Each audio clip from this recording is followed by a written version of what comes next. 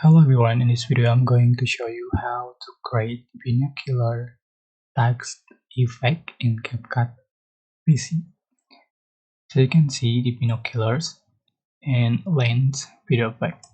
So I want to create the text effect.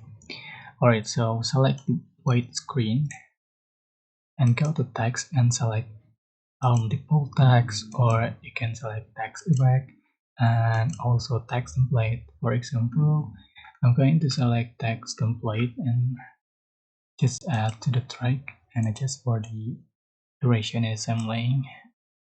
And after run, you can select the clips and right click and select create component clip.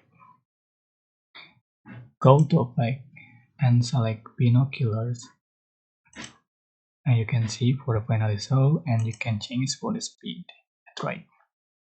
So this is the final effect you have on your text.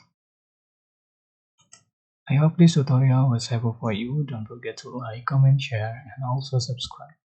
If you have any question, please leave in the comment section down below. Thank you so much for watching.